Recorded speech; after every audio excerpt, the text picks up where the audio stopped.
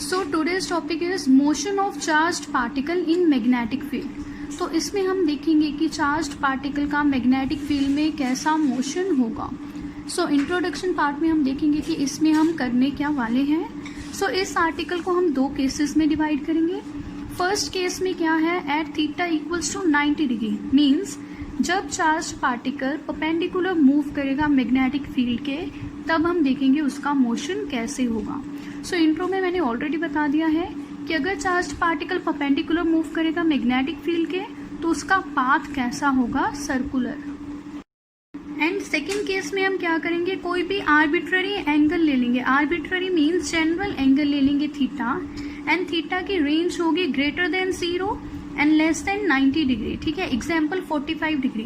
45 degree इस range के बीच में आ रहा है। तो इस जनरल एंगल पे हम देखेंगे कि पार्टिकल का मोशन कैसे होगा।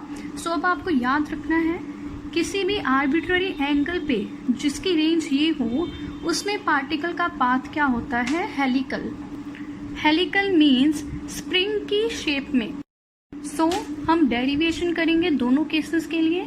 उन डेरिवेशंस में स्टेप्स क्या फॉलो करने हैं। फर्स्ट स्टेप, हम वेलोसिटी फाइंड करेंगे। ठीक है, वो वेलोसिटी जिस वेलोसिटी से पार्टिकल मैग्नेटिक फील्ड में मूव कर रहा है, ये उसका स्टेप है। कैसे फाइंड करेंगे ये मैं डेरिवेशन में ही बताऊंगी आपको।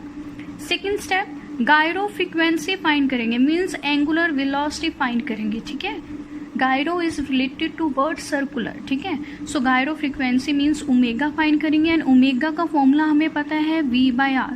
ओमेगा एंगुलर वेलोसिटी का लीनियर वेलोसिटी के साथ रिलेशन हम कर चुके हैं, ओमेगा होता है V/R। तो ये है सेकंड स्टेप। थर्ड स्टेप, हम फ्रीक्वेंसी फाइंड करेंगे। ठीक है, फ्रीक्वेंसी का रिलेशन ओमेगा के साथ हमें पता है, omega is equal to 2 pi nu. So यहाँ से हम न्यू निकाल लेंगे, omega by 2 pi. And last step, आप टाइम पीरियड फाइंड करेंगे, and it is reciprocal of frequency. ये स्टेप्स आप दोनों डेरिवेशंस में करेंगे, तो इसलिए मैंने आपको पहले ही बता दिया, तो आपको इजी रहेगा करने में। So we will start with the first case when charged particle moves perpendicular to magnetic field, that is theta is equal to 90 degree। Theta 90 degree के केस में हम देखेंगे कि पार्टिकल का मोशन कैसा होगा एंड पार्टिकल क्या पाथ फॉलो करेगा मैग्नेटिक फील्ड में। सो सी हियर केस 1 हम डिस्कस करेंगे जब थीटा क्या है 90 डिग्री। 90 डिग्री मीन्स पार्टिकल कैसे मूव कर रहा है, perpendicular to magnetic field. So see first हम मैग्नेटिक फील्ड की डायरेक्शन को ड्रॉ करेंगे। Here magnetic field is in inward direction. तो इनवर्ड डायरेक्शन को मैंने आपको बताया हुआ है कि कैसे रिप्रेजेंट करते हैं, क्रॉस के साथ। सो इस प्लेन ऑफ पेपर के मैग्नेटिक फील्ड कैसे है, इनवर्ड डायरेक्शन में। ठीक है, अब पार्टिकल को हमें कैसे एंटर करवाना है 90 डिग्री टू मैग्नेटिक फील्ड। सी हम पार्टिकल को इस एक्सिस के अलोंग एंटर करवा रहे हैं। ठीक है, मैग्नेटिक फील्ड में। So magnetic field is in inward direction and particle कैसे मूव कर रहा है, इस डायरेक्शन में विद वेलोसिटी v। अब हम क्या करेंगे, एक रेफरेंस पॉइंट ले लेंगे। See this point, this is our reference point P। इस पॉइंट पे हम देखेंगे Fleming's left hand rule use करने के बाद कि इस पॉइंट पे चार्ज्ड पार्टिकल पे फोर्स किस डायरेक्शन में लगेगी। सो सी अब हम Fleming's left hand rule use करेंगे। सो हमें पता है अगर अपनी 4 फिंगर को पॉइंट करेंगे in the direction of magnetic field and central finger को पॉइंट करेंगे करंट की डायरेक्शन में या चार्ज की मोशन की डायरेक्शन में, तो थंब हमें किसकी डायरेक्शन देगा, फोर्स की direction. So see at point P magnetic field कैसे है, इनवर्ड्स। इनवर्ड मीन्स इस कॉपी के, इस पेज के इनवर्ड्स। ठीक है, एंड पार्टिकल कैसे मूव कर रहा है, इस डायरेक्शन में। सो सी अब मैं अपनी 4 फिंगर को पॉइंट करूंगी इनवर्ड डायरेक्शन में, मीन्स मैग्नेटिक फील्ड की डायरेक्शन में। सो सी एंड सेंट्रल फिंगर को पॉइंट करना था मुझे इसकी डायरेक्शन में, वेलोसिटी की डायरेक्शन में, तो वो ऑलरेडी है। So at point P magnetic field is in inward direction, current या motion of charge particle is in this direction, तो सेंट्रल फिंगर इस डायरेक्शन में है। तो थंब हमें क्या देगा, direction of force, means at point P force कैसे लगेगी, अपवर्ड डायरेक्शन में। सो सी मैं यहाँ फोर्स की डायरेक्शन रिप्रेजेंट करूंगी। ये फोर्स कौन सी है, मैग्नेटिक फोर्स Fm। सो ये अपवर्ड डायरेक्शन में होगी एट पॉइंट P। इसका मतलब क्या है, जो पार्टिकल ऐसे एंटर कर रहा था मैग्नेटिक फील्ड में, उसे क्या लगेगी, एक अपवर्ड फोर्स लगेगी, जिस वजह से पार्टिकल का पाथ डिफ्लेक्ट होगा और पार्टिकल कैसे जाना स्टार्ट करेगा, अपवर्ड। ठीक है,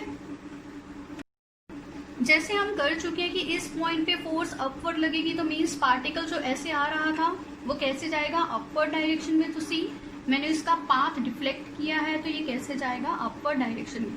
सपोज पार्टिकल अब इस पॉइंट पे है, ये होगा हमारा नेक्स्ट रेफरेंस पॉइंट या ऑब्जर्वेशन पॉइंट, इसे हम नेम देंगे Q। So this point is Q। अब इस पॉइंट पे देखो पार्टिकल की वेलोसिटी किस डायरेक्शन में होगी, अपवर्ड, क्योंकि उस पे फोर्स कैसे लग रही है, अपवर्ड। सो यहाँ पे मैं वेलोसिटी की डायरेक्शन ड्रॉ करूंगी।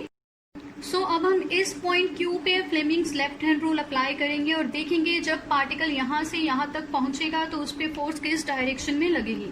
अब इस पॉइंट पे मैग्नेटिक फील्ड तो इनवर्ड है, मैग्नेटिक फील्ड की वही डायरेक्शन रहेगी, बट पार्टिकल कैसे मूव कर रहा है, अपवर्ड। सो ये हमारा फ्लेमिंग लेफ्ट हैंड रूल है।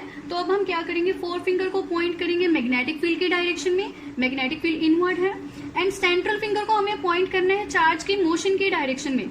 इस पॉइंट पे मोशन अपवर्ड है, तो मैं हैंड को ऐसे रोटेट करूंगी कि सेंट्रल फिंगर कैसे आए, अपवर्ड में, ठीक है। सो अब देखो motion upward, magnetic field inward, तो फोर्स कैसे लगेगी, इस डायरेक्शन में। सो हम यहाँ इसे ऐसे रिप्रेजेंट कर सकते हैं, Fm मैग्नेटिक फोर्स मीन्स जैसे ही वो पॉइंट Q पे पहुंचेगा उस पे फोर्स कैसे लगने स्टार्ट हो जाएगी, इस डायरेक्शन में।